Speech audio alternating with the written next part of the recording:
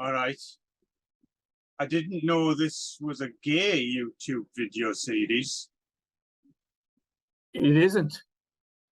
Then what about them two puffs over there, Nick and Clive? And welcome to Film Craic, where we have some crack about some films that are falling through the cracks. And it's my great pleasure to say that this edition, we shall be discussing the Mancunian man, Cliff Twemlow. And, I've been looking forward to do this. Yes. Twemlow was a new one for me, I have to say. How far do you go back with Cliff, the Mancunian man? The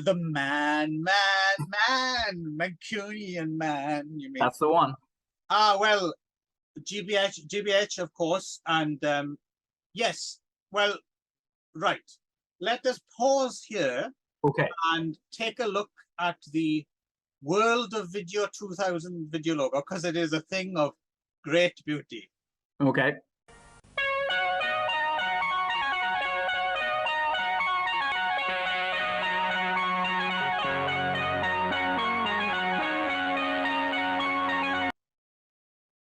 Wasn't that lovely? Mm-hmm. Yes. So, I and most other people, of course, came to Cliff Twemlow because of GBH, Grievous Bodily Harm, in 1983 or 1982, shot on video production, which ended up on the section 3 of the Video Nasties list, right? So these were the titles that were on the initial long list, but then got removed, so you couldn't get prosecuted. You wouldn't have been up on obscenity charges or anything like that. But then they kind of languished in this weird no man's land, because everyone was frightened to try and put them out again, right? Because just in case they changed their minds. Okay. Because Video Nasties era was bonkers. I mean, the more and more in retrospect, really. It's interesting because I feel as if you left the UK the late 80s, right? 89, yeah. And early on as a teenager. So maybe before you fully kind of got into... Yeah, I didn't get into horror and exploitation cinema until after I left. Yeah. So maybe it was a less of a thing for you. But I think if you were, even though I was born in 79, Video Nasties happened in 84, and just the just the legacy of those extremely stringent kind of censorship, be extreme on video for decades after. If you were a young UK horror expert, then it was it was probably one of the, actually, in retrospect, it was probably the first time that a kind semi-political cause kind of galvanized me into I want to see intestines pulled out of people's bodies. And Darren, our good friend Darren, would be pretty much, I mean, we would, we'd refuse to rent something if we knew it had was trimmed, removed by the BBFC, and we'd track down and the thing with the Video Nasties list is, many years later, looking back, it's like 90% shite, isn't it? Pretty much. They ended up having this cachet or whatever, this reputation that they in no way deserve as actually not good horror films. Finally getting to see like Anthropophagus the Beast or something like that, and just what? This is what I've paid 50 quid to see a 10th generation bootleg of. Of course, I've come around again now and started to appreciate that stuff on its own merit. Yes, which I think it is. Yeah, I mean, I love me some Aristide Massachese, whoever the hell you say his real name, Joe D'Amato. But yeah, that's I mean, it's so it's funny. Like, so in Canada, we didn't have that. But there were certain things that was just never so clear. The government never printed a list. It was more like you could go into a video shop and rent things and be like, oh, this is quite gory. Or, I remember getting like an uncut version of Last House on the Left, with all of the grisliness intact, and being surprised because you could rent it from another video shop and it was a different cut of the film, because depending on where the video shops were sourcing their videos from, they were coming from the States, were they coming from Europe, but yeah, you never quite knew what you were going to get. I'm wondering as well, in Canada, do they have, so I think the main difference, what I realized growing up in the UK, the main difference that prevented us from having a vibrant kind of grey market bootleg scene, which all those companies which were later more legit, but they started out in like something weird, and you had Video Session and stuff like that. Yeah. The thing there was that you could, even if something hadn't been given a certificate by the MPAA or whoever, you could still put something out without a certificate, right? You could put out. Yes. So does Canada have that, or is it in the UK so if something doesn't have an official certificate, you can't put it out? No, certainly the grey market, I think, existed because if it hadn't been, that was why you could put it out, was because nobody said they owned it. Yeah, so I think that was the crippling thing for fandom in the UK. Oh well, crippling, but in the other way, also kind of it scarcity intense. Yeah. Like it's like the old Ritz crackers bit from Eddie Murphy about. It's festered underneath the jackboot of oppression, right? Right. But we certainly weren't able to access. It either had to have a certificate or you couldn't see it, and unless illegally, of course. But the other thing is that wasn't just stuff that would have been censored. Stuff of marginal commercial interest, right? Like companies didn't bother seeking out a certificate to put it out on video, because I remember that there were a few attempts at there were a few small one, I think it was called Mondo Video or something like that, where they tried to put out things like Raiden Steckler films, which wouldn't have been problematic in terms of content, but I think by the time they went through the process of getting a certificate, and then for something like Ratfinger Boo Boo, there'd be a PG on the box as well, right? So so kind of people seeking out illicit probably wouldn't bother. So I don't think it was commercially viable for them to put that stuff out. So anyway, I think the funny thing in Canada, I would just say, is that I think you were in more trouble if you attempted to bring things across the border yourself. If you ordered things from the States, if you ordered things from Europe and they came in, the Canada Customs was far more likely to open it up and then tell you, nope, we've, in my opinion, in the opinion of this specific border person or whatever, I don't think this is something you should have. That was happening all the time. But yeah, you could often rent pretty crazy things at a video shop and nobody seemed to care. Yeah, in the UK as well, people would try and import things, and you'd get the custom and excise letter inside an empty box informing the thing you'd ordered had been burnt. Or they would, like, I used to love it when they would slash open the packaging and then put the videos back in, but then whatever the kind of stuff that the packaging was made of would have all poured out. It was like there was some kind of gritty sand stuff that was in the envelope, and all the videotapes were ruined anyway. I once got one that had a tire tread across it and all of the videos inside smashed. It was like somebody was like, fuck your videos, and they went took it out to the parking lot and just spun out. Someone at customs was like, hey, on their lunch break, let's take this out back. And it was probably like a Django tape, and they were like spaghetti westerns. They were not anyway.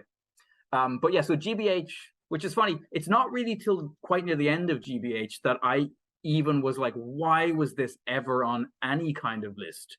Yeah. Then near the end, there's a few moments you're like, oh, okay, that's a little gross, so that's a bit grim.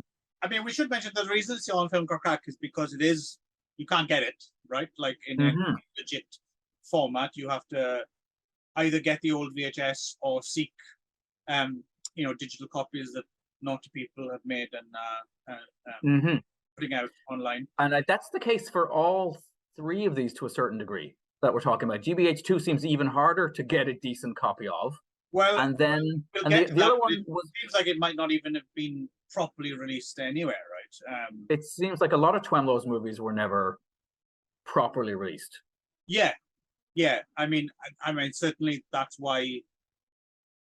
Yeah, there's a fervent, if that's how you pronounce it, cult following around him, and I think that's part of it in a way. Is when you find Twemlow film, it's like finding hen's teeth, right?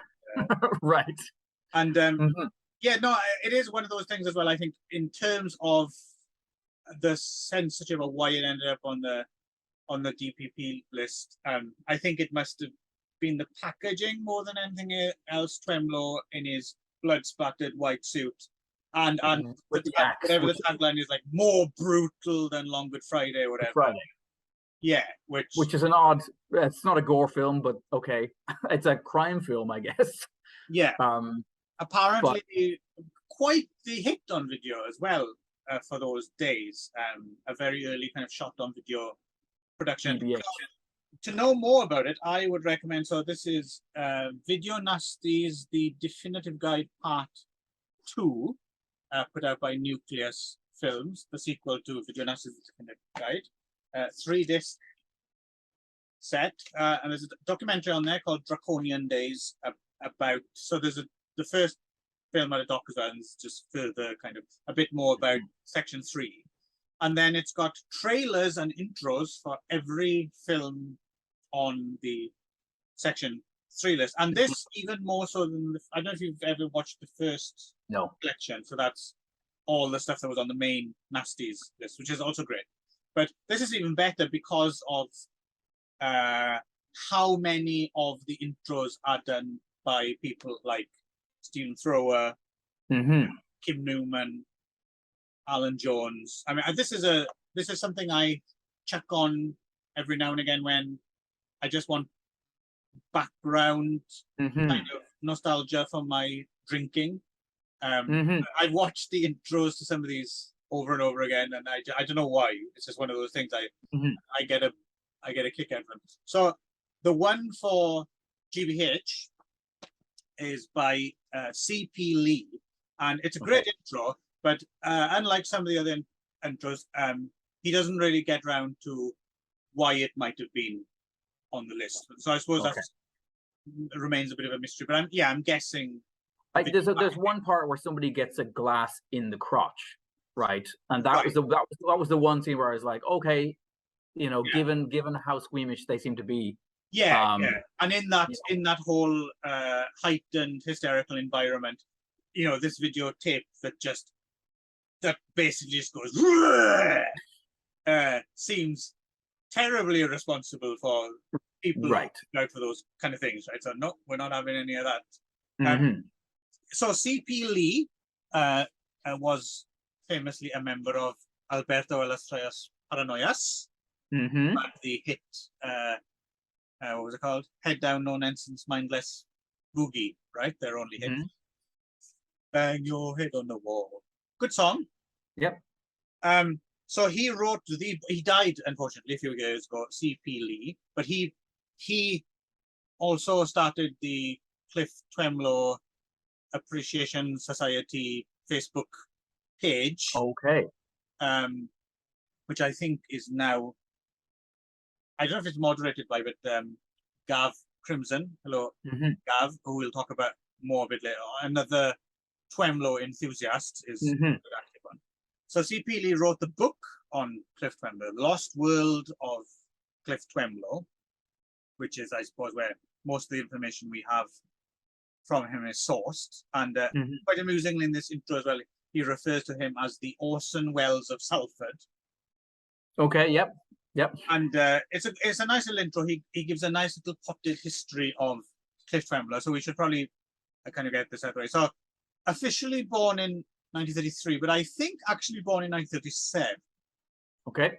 So as C.P. Lee points out, I quite like C.P. Lee's intro there because he quite gleefully retells the story of Cliff. Like he tells it with a with a glitter in his eye.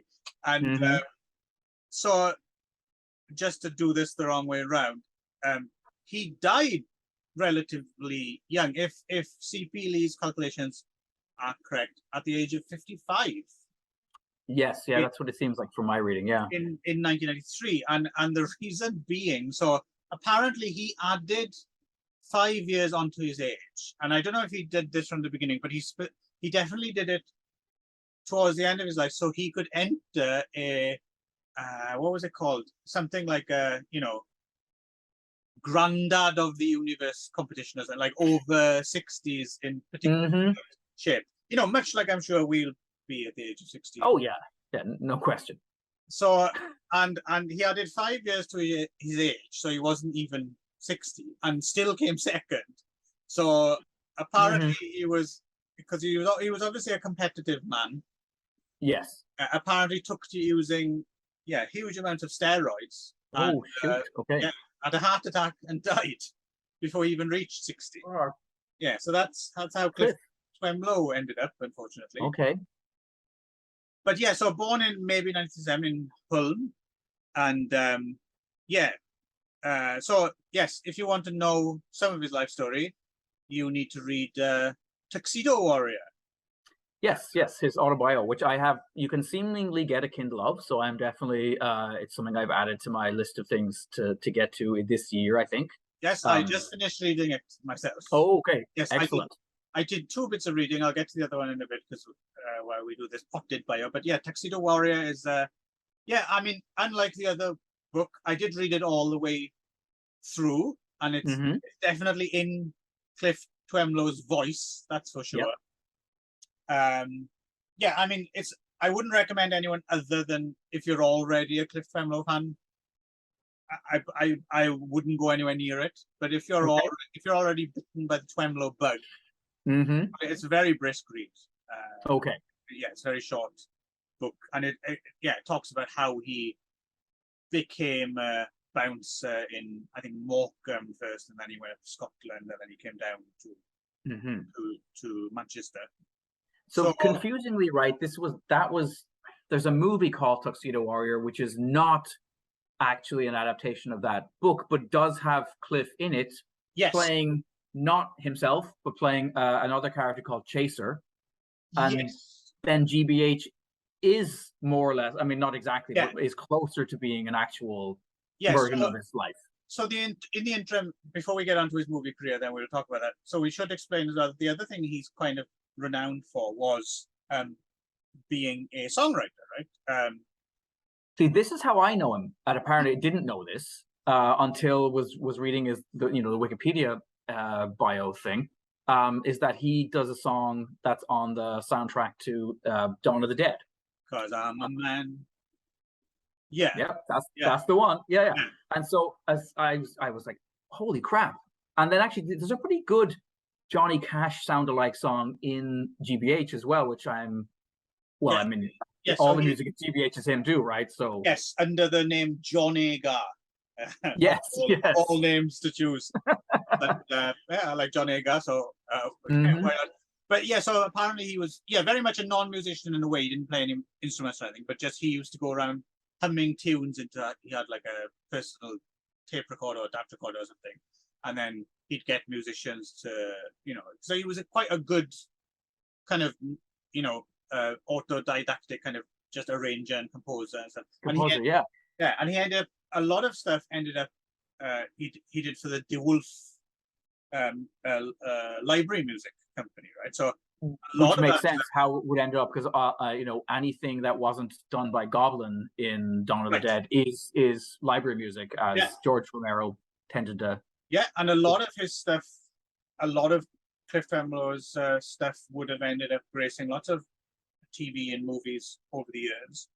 And I also get a kick out of thinking that, at some point, I'm guessing then the Pretty Things must have actually recorded some of his tracks, right? And I'm a big Pretty Things fan.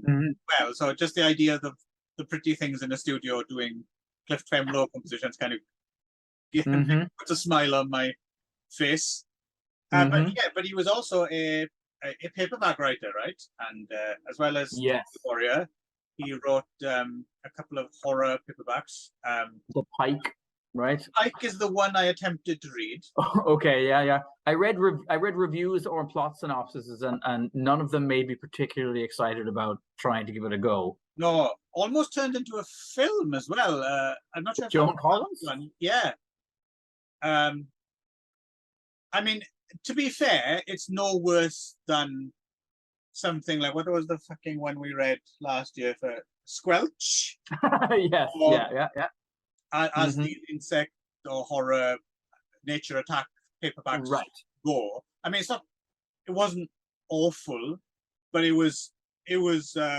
I suppose I would compare it to the lesser end of Guy N. Smith, like a Guy N. Smith book that I didn't finish, and I didn't finish the part. I think I made it about halfway through, and I was like, no, I'm good. I mean, there's too many things to read in the world, right?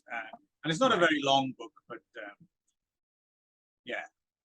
But anyway, yeah. So in 1982, they took the title, and I guess they kind of fudged it a bit and made a Tuxedo Warrior film, relocated to Zimbabwe, right? And like you said, Cliff Twemlow has a part in it, and I think he did some stunt work on it as well. And yeah, and that's how he got bitten by the movie bug. So upon his return to Manchester, he hooked up with David Hamilton Grant of World of Video 2000 fame, who is the guy as well, incidentally. He's the guy who ended up in prison for 6 months for distributing Nightmares in a Damaged Brain. Right. And then I was reading on some website, again, I don't know, but apparently was also sort of a small-time pornographer or distributor of porn as well. Yeah. Which is funny given GBH2's intense hate on for that whole world. But anyway, okay. Maybe it was inspired by, right. Yeah, it's quite a reactionary film, the sequel, isn't it? To say the least. But yes, the Orson Welles of Salford, as the late CP put it. Yeah, hooked up with David Kent Watson and IR Productions, who I think CP Lee mentions in his intro as well. Basically did wedding videos, I think. Oh, okay. Well, that's okay. Interesting. It kind of makes sense. It does have a slight wedding video aesthetic, right? I remember giving a video camera at one of my sisters' wedding and told, document the wedding, and then everyone being horrified stroke amused when I'd spent the whole day rather than actually capturing the ceremony. Like, first time I had a camera in my hand running around, kind of experimenting with doing shots and stuff. So GBH looks a little bit like that at times. Yes. So GBH is the tale of so there's a Cockney gangster played by Jerry Harris, who's kind of like an old Phil Daniels doing an impression of Bob Hoskins, I guess. Yeah, he's so Keller is his character's name, and he's really good. I thought, for whatever reason, that he's really giving it his all. And is he a stand-up comedian? I think I read that he was a that he was a stand-up. Okay, which may explain why he has a bit more sense of like how to put himself across. But I loved every scene with him. He must have had a bit in his stand-up routine about Quadrophenia having aged him or something like that. Right. Something very Phil Daniels-y about him. So he's muscling in on the Manchester club scene via this protection racket. He wants to put his on the door, and he's going club by club, taking them down. Yeah. And Nick, that there's only one man, and you know who that is, don't you? It's the Mancunian. The Mancunian, yeah. Man. Okay, stop that now. Yeah, Steve Donovan. If you need things sorted out, you need to get Steve Donovan. Unfortunately, Steve Donovan's he's been in jail for a while. But, I think he's right by the look of things. Yeah, but I think he's about to hit the streets again. Yes, yes. Yeah, and he's let out and approached by his old employer. Yeah, Murray. I quite like that guy too. He had a very low key approach to the whole thing, but like somehow convincingly, whatever he was, just kind of like quiet and. He looks very much like a lot of people you'd see hosting like Tomorrow's World or something like that in the 70s on TV. Yeah, got that kind yeah. of. But it's funny too. At the beginning of the movie, I really had this feeling that this was all a big screw job. Like it's set up at the very beginning, like you've got him, Murray, and then he kind of puts Chris, who appears to be, you know, a good chum of Steve's, up to like, oh, you got to get him back. You got to get him back in. He's the Mancunian man is the only man who can rescue our club. But then, you know, Chris is like, well, you know, like last time he worked with us, you know, he cleaned up the whole place, but he ended up in jail, and we did, you know, it really felt like you never get to the root of that backstory, like how exactly they fucked him over, right? No, but it really feels like this is the setup, and it totally doesn't go there. Yeah, like as the movie goes on, you're like, no, it just seems to be Chris really is a good friend, and Murray seems pretty all right too. Like that whole tension at the beginning of the movie just evaporates. To be fair, about halfway through the film, there we're going to get the cons out the way first.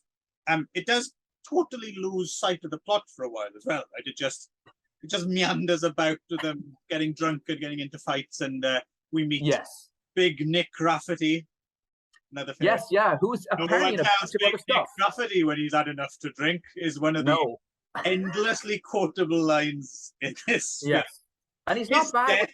His death scene is just best be having another drink now then. From one Mancunian to another, all that is just cold. Yeah. No, it's brilliant. But John St. Ryan, I guess is his name, and he's in a bunch of other stuff. And he's not actually Irish, but he does a good enough a job of the accent that I wonder if his parents aren't Irish or something. Because I was like, he's not bad at all. I was familiar with him from some straight-to-video American action films as well. I think he's in American Cyborg, Steel Warrior, and apparently Sean Connery's body double as well, which I can certainly see. Oh, I can see that for sure. Yeah. He's great. Shame he didn't have his own OK Connery style. I'd watch that. But yeah, so he gets out of jail, and he does, and he's despondent because his missus has run off. Yes. No wonder there's so many queers. Is one of leading women. Brilliant. Twemlow gets so much good dialogue. Well, he did write it for himself, so but still, no. I mean, there's one line when he's talking to his new girlfriend, right, and she calls him an animal or something, but this animal loves you. That's yes. Yeah, brilliant. Mm-hmm. And this one's great because this one he's wearing the tuxedo for most of the movie, so he's in that white tux, you know, and he does have a bit of a beefier Roger Moore as James Bond kind of a look about him. I mean, I wonder if there was you sent me a clip of, or like a trailer to another movie that they did together. Kent Watson, and that really looks like a James Bond film. Yes, it does. Yeah. With its tropical locations. And, But so basically, the Mancunian sorts people out with his fists. There's a couple of kind of car chases and shootouts, and another good line. When they put teeth in your mouth, they ruined a good ass. Yep. Yeah. That's that. I wrote that one down. That was a great line. So here we go. The thing with GBH is, so I watched this for the third or fourth time the other night, with the benefit of booze, it has to be said. Yep. But I was like a pig in shit. I would just had the time of my life, and I was even questioning, might this be the best film ever made? It could be. It's definitely on the short list, just in terms of how much I was enjoying myself. Yeah. But and I'm guessing you might have had a similar experience. I don't know. You can you can get your opinion in a minute here, whether you want to agree or disagree with me. But I was very aware that that's because of who I am, where I'm from, and when I'm from, right? And I can easily see maybe a younger demographic, hearing about GBH, picking up on the hype, and then maybe watching it and just what is what this? the hell is this? Like, which dimension is this? Well, it's funny. I did read a few reviews from people who are kind of like millennial and sub-millennial types, but and a lot of their thing was like, this is the ultimate dad action film, like this is a man who is not afraid to put his dad bod out there and just, and I was, so yeah, I mean, there's certainly some appreciation for the film, but yeah, I do think there's something about like, well, I mean, I think there's a few things we have to get out of the way. One is there's an outrageous amount of disco dancing. Yeah. In a movie made in 1980, what is this, 82? There's I even enjoyed that. I mean, every now and again the film would take a break, and I'd have a bit of a boogie with my beer, and it was fine, Yeah, no, I mean, you know that one of my favorite films of all time is Mad Fox's Stingray 2, which also has in its opening scenes quite an astonishingly protracted scene of people dancing in white people dancing, whitely in a nightclub. So yeah, that's, but it is worth. And then there's for a movie that has several kind of little homophobic remarks in it, like Chris and Donovan are real good chums. There's a lot of them running around in like, kind of like hazy, kind of like fogged kind of, camera, in the, jogging in the park. And at one point, when they both fall in a heap, Chris says, "I see you still got your stamina, Donovan." And there's just a lot of back massages, and they're just, I don't know, they're real good friends. Suddenly reminded me of when we used to hang out. Yeah, true. So yeah, that was we're still rocking the pear look to this day. So that was, I enjoyed all that. That was kind of great and unexpected. I think that's what undercuts. I think that's what, again, I grew up, so maybe someone else might take offense with the amount of puffs and queers thrown about. But I felt that was all undercut by that kind of, it's got that sort of casual homophobia, which is maybe difficult for people to relate to nowadays, in a way, where, it would have been thrown away, but the people thrown around, but the people saying that stuff were very unlikely to actually go out and beat up a gay person just for being gay, right? Like, yes, yeah, for sure. And in fact, in GBH2, there's quite a famous drag queen who appears, not in drag, which is great. But yeah, so yeah, I think it was it's just very much a mark of the time. And then there's a lot of, I don't know. Yeah. It's just, I mean, that's not to whitewash it or anything. I mean, it is what it is, but it's just, I'm very aware that it's something that if you have a lived experience, then you don't need words even. You get it, right? You just get it.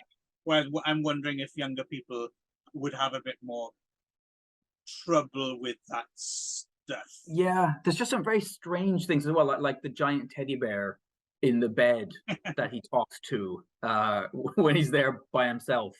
And it's a lean, mean 74 minute. I mean, there's with this appreciate that with this disco dancing in it, but yeah, I mean, so did you have a blast watching this as well, then, Nick? It seems like you did. Oh yeah, no, I was laughing out loud quite a lot of the time, and then when it gets to the action, like it's fairly well staged for a shot on video thing, made by a bunch of people who weren't actually necessarily professional filmmakers. Oomph to it, isn't it? Yeah. I all the bar fight stuff was fun. It's interesting as well. You say the laughing along with that thing as well, and I think it's important to say it's not just a ha ha ha laughing. I feel as if there's a lot of tongue in cheek in this. Yeah, and no question. I think you're laughing with it as well. Right? I think so too. At it, or at least it's doing a very good balancing act. I mean, I'm sure some of it is maybe more painfully earnest than you might think, but then again, like you said, like the teddy bear, there's another side of Cliff Twemlow which I don't know, seems to not take himself too seriously, but then judging by the way he died, he probably did take himself awfully seriously as well. So right, but in all three movies we watched for this episode, that sense of humor comes through. I think there's always moments where he undercuts the macho. Absolutely. I'm just slightly wary of fandom can sometimes be a little bit overly forgiving and white. Right. I don't want to do that. I mean, this is certainly compromised filmmaking in a way, but then also it does have that magic ingredient that certain cinema has that just goes beyond kind of good or bad in a way, or goes beyond what is self-consciously what's the word I'm looking for? Like supposed to be there, and what's the word I'm looking for? Very simple English word, which means you mean to do something. Intentionality, I guess. Yes, there we go. Whether something is intentionally this or that. It's one of those alchemic. I'm good with words today, and it's one of those. Yeah, it's alchemy has happened here. Yes, yeah. No, I agree, and it's never over the top in terms of like winking at you either. So you don't get the feeling of like, oh, they're not taking this seriously. It's supposed to be a joke. It's supposed to be silly. You don't feel that way either. And when things get gritty, when things get like they properly get gritty, there's when things get violent as the film kind of progresses and gets closer to the end, the violence starts to escalate, right, with this kind of tit for tat thing going on between Keller and Twemlow's character. And then like there's a part where a guy gets like a shard of glass jammed right through his hand. Another guy gets a broken Guinness looking glass put right in his crotch, and you're like, oh, okay, that's harsh. And I suppose that's why it ends up on the section 3 of the nasties list, right? Is because some of that violence is fairly full on for an action film, which is, I guess, technically what this is. It's not hard to figure out what exactly this film is, generically speaking. It's in a way, even though, like you said, it's not a horror film and it's only in moments. In a way, a good category for this film is video nasty, right? It's right. It's kind of you could put it as an example of a certain, because there's a slight spectrum of video nasty, right? There's like a few different things. I think this fits as a good example of whatever video nasty might, or at least what the name might have conjured up. Right, an overly violent action film, kind of with a certain scuzziness about it. Exactly. Right. So I think GBH is it's a must see, isn't it? I think if you're up for it. Yeah. I mean, and the music is great.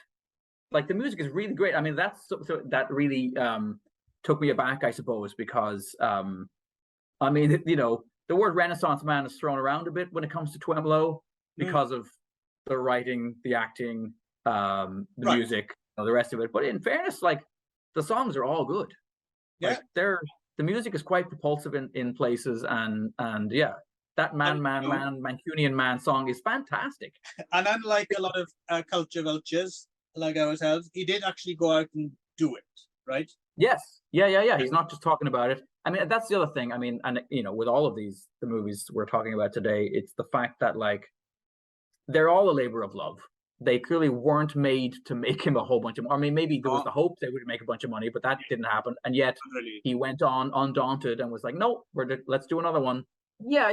I think there's a genuine love of cinema here, right? And you see this as well when you start to delve in a little bit deeper and you see a few of the other movies and you realize that there's a lot of the same faces appearing, a lot of the same people, that there's obviously, he's gathered together a group of people. And there's, I don't know, there's something, I mean, having been somewhat involved in having done a few shot on video things in my own life, I always have a great deal of respect for anyone who just goes out and it's like punk, it's almost that punk thing. It's like, certain people are supposed to make movies and they're probably not Twemlow, right? Like certain people are go to film school and have all of this, maybe they come from money, maybe they have the right connections. And then there's other people who are just like, you know what, I want to make a movie and I'm going to make a movie and we'll see what happens. And I think this is when you attempted to become the Cliff Twemlow of Kelowna. Yes. Sadly, I was not nearly beefy or manly enough to have that happen. But yeah, so I just, that stuff it's exciting to me to see people enjoying what they're doing. Yes, and people who are maybe like outsiders to some degree, certainly outside of, they're not going to be getting BAFTAs, right? But yeah, I mean, this thing obviously has had legs, right? We're talking about it many, many years later, and it just right? It saddens me that so many of his films seem to be so hard to come by. I feel like, and there doesn't seem to be like, why has there been no proper documentary made? I mean, this guy is obviously right. more than deserving of proper documentary treatment. Like, get a bunch of interviews together, get all the footage that you've got. The guy's written books, there's music, there's tons of stuff, and the fierce love of place, right? Which is interesting in GBH too. Then when like Manchester is really apparently an absolute scum pit, and yet still, nope, this is my town. I'm a Mancunian man. Yeah, well, he is hoping for a Criterion edition of GBH with accompanying career retrospective. Yeah. Let's get into it then. Grievous bodily harm, lethal impact, to give it its proper title. I still think the title of Dead Men Don't Piss would have been a better title. It's the best line in the movie, I think. But yeah, this one's weird, and apparently the version I watched of it, and I think the same one you watched, is according to Gav, is a version of it that's not the original version. That all of this padded extra scenes that are taken out of the first movie are from this secondary version of the movie. Right. Yes. So if you want to hear Gav Crimson talk about this 1991 sequel, head on over to his YouTube channel, the Mr. Jives channel, where he has a number of fun videos talking about obscure films of all exploitation stripes. And yeah, he does one on this film. And yes, he seems so this film, no one seems to be sure if it was ever actually properly released anywhere, right?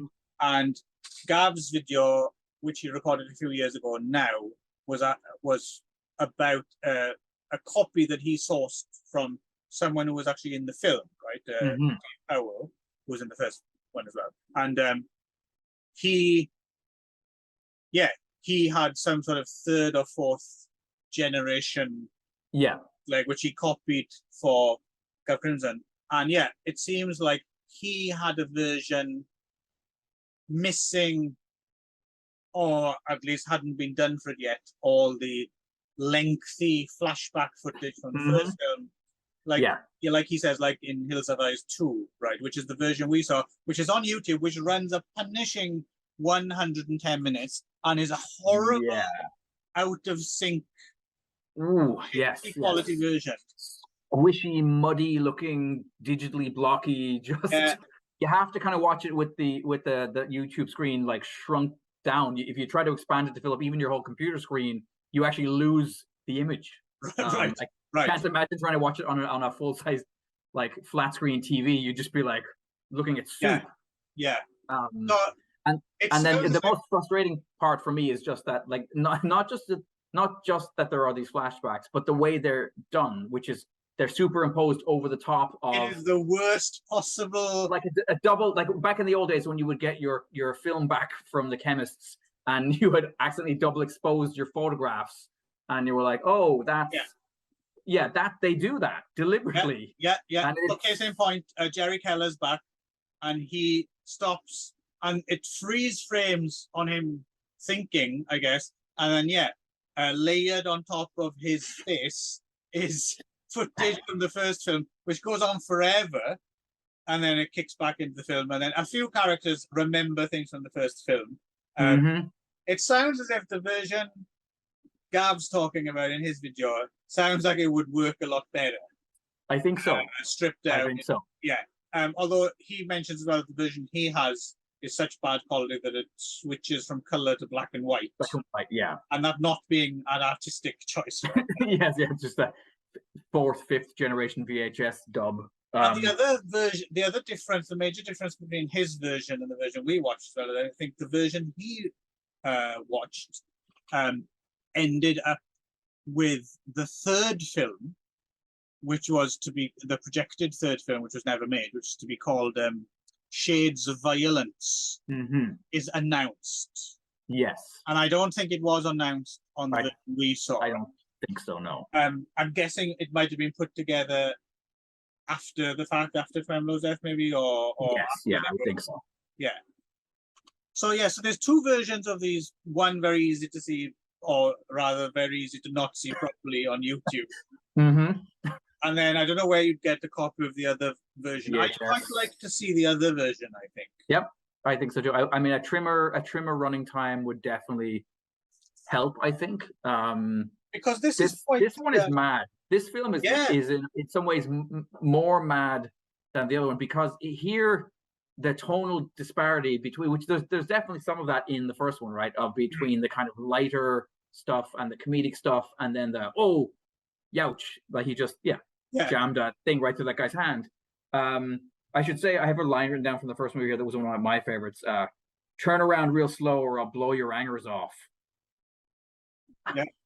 But anyway, so but then when we get into the serious side of GBH, this is much darker.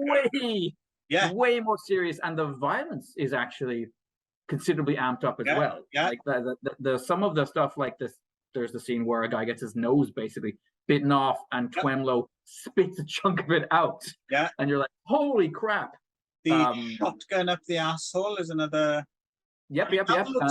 That looks as if it would be quite grisly if you could see it properly, like the slow-mo kind of, because I'm assuming it's gone all the way through and burst out the face, so there's like a gory face. Yes, and now you bring it up again, like a part of my back of my brain was tickling during that scene. I was like, what is, and then I was like, I think they ripped this off in Crank 2, High Voltage. I think Jason Statham recreated this Twemlow scene in that movie. But anyway, so that, and then there's another guy who gets a gun forcibly shoved down his throat, basically to simulate, you know, so that. This is kind of a weird triangulation of Get Carter, because his niece has ended up in the point. Taxi Driver for a bit. And a Hardcore, right? And Death Wish. There's a bit that left my jaw on the floor when he goes to like a screening room, and he's shown one of these underage porn films, right? And obviously they don't show anything, but it's it's not like 14, 15, something like that. He ends up watching like a little girl on screen, right? I was like, oh, holy fuck, they go for it. They've gone all the way there. And they've gone, they have like the so-called van full of dykes driving around, grabbing kids off the street. That stuff was mad as well. Like, just you just had to wonder, did they have a laugh? Like when they were making the movie, were they all enjoying themselves, or like just that really? Because Twemlow is punching out women at various points in the film as well, which plays weird. To a modern audience, maybe. I mean, it's a lot darker, and then it has a very strange out of left field ending, doesn't it? Like what's yes. And set up in such a. And was she a character that appeared earlier in the film too? No, she really isn't. Okay, I thought she'd appeared momentarily earlier in the movie, but no. Okay, so just out of nowhere. Out of nowhere. We won't give it away because it's worth. But it's set up in such a convolutedly straight, like the request of the cop. Policeman. It's like, what now? Like, most peculiar. Very, very, very weird sequel, which I would like to see without all the flashbacks. So I think it would work. It would be a lot punchier. I'd like to see it more clearly because some of the things were almost lost on me. Like it was actually helpful to see the few scenes that I could see from Gav's copy, because there are chunks of it up on like there's the part where the guy's head ends up cut off in the lift. Yeah, you know, and it was way clearer when I could see it. You know, in that other copy, because I don't think I even fully caught what had happened. And the flashbacks as well, like, just seem so. I mean, you even get flashbacks of some of the disco dancing. Like, yes, there's no need for that. There's no need for that. But they do bring Chris back as well. I mean, and you know, and Keller comes back again, and funny, he's kind of a good guy in this one because the bad guys are so much skeevier now. Like, so basically, he's getting pushed out of his territory by these Scottish pimp, scumbag, child pornographer thugs, right? And you know, with dykes in a van in their employ, apparently. Yes. And then the other thing I couldn't figure out was like the whole scene where there's the woman there with her child, and it's like, so at first I was like, and then Twemlow uses the kid as kind of bait, right? But initially when he shows up there, is the mom there to sell her child? And then Twemlow's like, this is not a good idea, don't do that. And she's like, well, I guess maybe I shouldn't then. Right. And then you know, give your child to me, and I'll use her to revenge myself upon. With the girl he rescues, hardcore style, the 15-year-old girl, but also she falls for him. Oh yes, well, and throws herself at him. Yeah. And then Chris, his buddy, is very, very blasé about all this. He's really not trying to. He's like, if that's what you're doing, Twemlow, then I guess. And then I was like, it's not what I'm doing, man. Makes his moves on the girl as well a little bit, but she's not interested in him. Yeah, it's morally kind of. Brett Sinclair, who's back. Jerry Harris, who's back. Steve Powell, Terence Hardiman, who some people might recognize as. We should mention Cliff Twemlow is now going under the name Mike Sullivan, right? Yes. Playing his brother, Bunny Lewis, as you mentioned. That's where actually tonally, that's the part where it really struck me as being like, whoa, they're really taking this and leaning into it. Is when he comes up, when he goes to his brother's house, and the whole tense, awkward scene between him and his brother, and his brother's breakdown. You're like, whoa, this is not the GBH one, you know, jaunty fun fest. Absolutely not. No. It is definitely less a fun time than GBH, but it you know, you have to admire. I mean, it's a proper attempt at raw meat exploitation, right? They're not. Yeah. Also, another person in the cast is one David Bowles, whose other credits include being in Ninja the Protector with Richard Harrison in 1985. So obviously, at some point, he jetted over to Hong Kong and fought at the playground with Richard Harrison to be spliced into some Taiwanese film, which is lost, other than this IFT version. We should probably talk some more IFT at some point on this show. I'd imagine that there's lots of that stuff will be harder to come by now. Yeah, if we can dig up some of the more obscure, rare. Yep. But yes. Anyway, we digress. Yeah. So this is a pretty interesting. I mean, in a way, they're kind of chalk and cheese, these two films. Despite having the same characters, the same actors, the same basic. Manchester, although Manchester seems to have really gone to shit since GBH. If it was kind of shitty in GBH, Manchester's an absolute plague. It's Sodom and Gomorrah now, apparently. Yeah.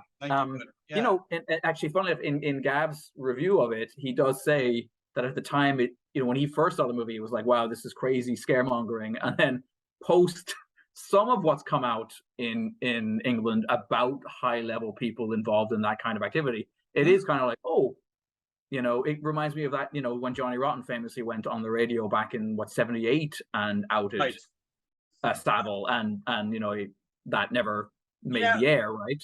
Another interesting in this kind of territory is there's a I think it's a four book series that was turned into a 3-part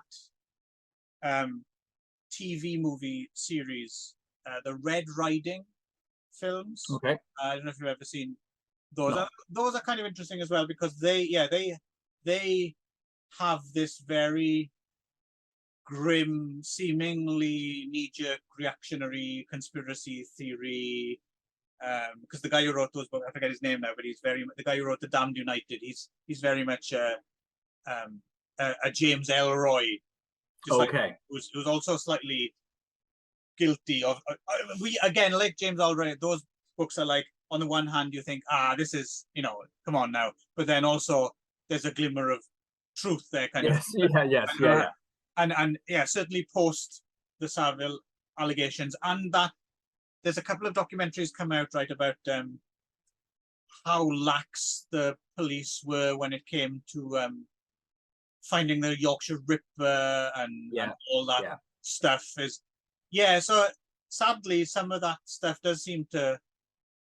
I mean, it's obviously not it's not a documentary or docudrama, but some of it's maybe scarily and seemingly unlikely, but the more that comes out seems a little bit closer to the truth than maybe you might like to know. And there is a priest he kills as well at one point too, and I mean that must have been a bit in the air at the time. Like, I mean, there was more stories starting to come out about, you know, the Catholic not as well, but cover up and stuff. In the shitty YouTube copy we watched, for a few seconds there, I was wondering if the priest was Cliff Twemlow with a wig on. I don't think so. I looked at it. No, it's another actor. But I will say, actually, well, watching this one, because in this second one, Cliff doesn't wear the beautiful white tux and the big, you know, bow tie as much. Right. He's kind of a bit more, well, I mean, he's more Charles Bronson-y, right? He's kind of jacket, and he's got this like baseball cap on, and he's got the hair, and he is kind of a more buff Trump. Like, there's moments where, like, you know, and then I'm thinking, well, Pizzagate, right? That was a whole thing. You got the best tuxedo. But anyway, it's interesting. I'm not sad that I saw it. It was fun, and then there was. I'm raring to watch it again in the shorter version if someone. Yeah, there is a great bit right near the end where the lead baddie, or I guess he might actually be a sub. I think maybe do they introduce him a boss to anyway, but the Scottish fella who gets doused in petrol, and then that's a great scene. So we have one more to do, right? Predator, the Quietus. Yes. So this one's shot on film, which is a bit of a surprise. From to be honest, 86, I think this one. Although some sources say 88. Gav Crimson over in his blog spot posits 86, and I tend to believe he seems to know what he's on about. He seems to be the carrier of the C.P. Lee Twemlow fan torch, right? Our Gav. So I would bow to him on this one. So this feels a lot less. I mean, again, he wrote it and produced it as Mike Sullivan, and he's in it again. But somehow this feels a little bit more out of his hands. This feels a little bit more like more people were involved in trying to make it more palatable for a wider audience. Did you get that feeling? This is also not a David Kent Watson joint. This is I think that definitely makes a difference. I think it's a little bit. It's a bit milquetoast overall for a Twemlow movie. It felt like it doesn't go for the gusto really in any way. Although it's funny, one thing that came to mind as well when I was watching it was like, oh, Twemlow and Thor, the Canadian, the star of rock and roll, John Mickle, the star. There's something there. There's something like they would have been a great duo. The two of them in something like this, I think it would have just elevated the proceedings. Because when I think about the kinds of horror movies that Thor was doing as well, there's a bit of this kind of made up as they went alongness and just kind of weird. Some people are acting like like the guy. What the hell's his name? There's Wilbur something. Wilbur Sledge. Wilbur Sledge, as played by Daryl Marchant in his only film. Yes. Why is this his only film? Well, I would ask. Yourself, but there you go. I'd like to know. I'd like him to get in contact with us and explain why he didn't grace us with his presence again. I loved everything he did. Really? Oh yeah. I was totally less enamored of I Wilbur thought it was Sledge. Fantastic. And that, you know, it's a weird character. I like the character, just this dude who hangs out in the woods and walks around and speaks soliloquies to trees. yeah. And you know, all written by Twemlow, I assume. Just a great weird, like, what the hell character. I thought the movie came alive every time he walked on frame. I was like, oh yeah, good, more of him. One of the few films you can see in a half decent version as well, because so apparently Hemdale at some point had something. I don't think it's the production company behind it, but somehow had some. They owned the rights to it, or something. Yeah, right? And then they folded, and then MGM ended buying. So this film originally was called Predator Quietus, and then got changed to Moonstalker, which is not to be confused. There's another slasher movie from '89, I think, called Moonstalker, right? So yeah, you can. Well, I think this is again, Gav Crimson mentions on his blog that it's been shown on MGM HD, right? Right. But because I saw some clips of it, and to be honest, it doesn't look to me like a proper HD remaster. It might be a slight upgrade, and they've just put it up on MGM HD.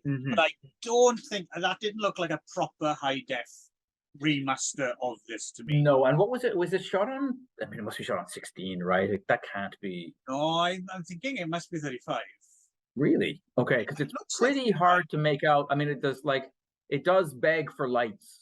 The version we saw certainly is dark. The version that was on MGM HD is brighter, but it's just not HD. So I think it was 35. So yeah, you trade up the video for film, but in all other respects, it's I think it's a bit of a trade down, right? This isn't one I should be returning to. So we should probably say what it's about. Yes, yeah. So we start. It opens in the US, interestingly, although not the US. This was the most fascinating bit of the film for me, and the most Twemlow, I guess. Yeah, so you get some footage of New York City, intercut with footage obviously not shot in New York City, of some junkies on the street and some people smoking up, with a song. The Life Wasters song? Life Waster. Yeah. Very preachy, horrible ballad. Very on the nose, just in case you weren't getting the message. Yes. Which is totally apropos of nothing else in the film. The movie, yeah. A little bit. Yeah. So this seemed like that was great. Twemlow. This was the Twemlowism, I think. Right. So yeah. And I'm assuming that our American, so it begins with this American, she writes for the Inquirer. I assume not the National Enquirer, some newspaper called the Inquirer. This is Cordelia Roche, right? Right, and she can't be American, right? That's a put-on accent because it's very intermittent. There's points where it's convincing enough, and then there's points where you're just like, no. And she says sewerage at one point instead of sewage, and that immediately that's a dead giveaway to me that somebody's. Interestingly as well, her editor, the guy who plays her editor at the Inquirer, an actor called Mark Heath, also played Idi Amin in Operation Thunderbolt in 1977. Really? If you remember, there was two competing Operation Thunderbolts in 1977. There was the Israeli one, Yeah. Of Skin, and then there was the American one. So he was in the Israeli one. And Okay. Wow. I think Yaphet Kotto was Idi Amin in the Yes. Yeah. Yeah. Okay. Wow. Yeah. So yeah. So there's been a spate of murders on the moors, right? In Exmoor. Exmoor, yeah. And this was the thing. I do remember the Beast of Exmoor. Black Panthers, right? There was all these urban legends about people who had big cats and they escaped and now they were living on the moors and savaging people. Right. But this movie does not posit, it seems seemingly, that it is a big black cat. It's funny. I remember that. I remember also. I mean, I think that was one of those things that even spread to Ireland. There being stories, we, along with our moving statues, we also had to be worried about gigantic black cats. Right. Or in the case of this film, werewolves, I guess. Yeah, it seems like this is just a straight up werewolf story. Again, when you actually see the werewolf at the end, it looks like half decent effects. Yeah. Looks somewhat right. Rawhead Rexy, but I mean, it's because actually it's better than Rawhead Rex because they were smart enough to not film it in the midday sun as they did in Rawhead Rex, and they, by lighting it and stuff, it's good. There's no scene of the werewolf pissing on a priest though in this one. No, that is true, and that actually would have been very Twemlow, I think. So so as well as a Wilbur sledge, there's also some kind of biker gang hanging out in the woods. Oh yeah, more as well. Badger and ferret and weasel, and they all for some reason have the names of small rodent. Right. Yep. And then of course, I mean, this thing moves at a fucking snail's pace. It doesn't shift like the GBH films do, right? It just, no. And there's not enough kills. Like in a horror movie of this nature, and they're not gory enough, and they should happen far more frequently and be no nudity, importantly, as well. Yeah. It's really strange. It's a very PG kind of thing what I mean. for Twemlow to do. They should have had more gore, more tits, and then we would have had to be onto a bit of a winner. What they do have though is a couple of Irish men. Oh shit! Yes. Oh yes. Of course. Well, Mr. Clancy and Mr. Clancy. Yeah. One of whom might actually be Irish, possibly, and the other is not, because his accent kind of comes and goes. And not that it's terrible, but they. Wow. Yeah. Especially when Cordelia Roche turns to Mike Sullivan and says, "That's real Irish charm." Yes, yeah. That did have me, holding my head in my arm, just shaking my head. I will say though, it had the best stout porn I've ever seen. It actually made me thirsty. The scenes of like the two owl fellas like pulling the pint and then sucking it back. I have to agree with you there, Mr. Oh, I'm not allowed to say your name, am I? O'Sheacon. Shenanigan. We can go with Shenanigan. Shenanigan. Yeah. They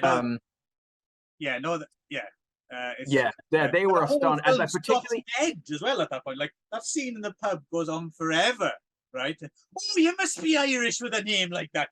I knew it. Oh, for fuck's sake! It just goes on and on. Yes.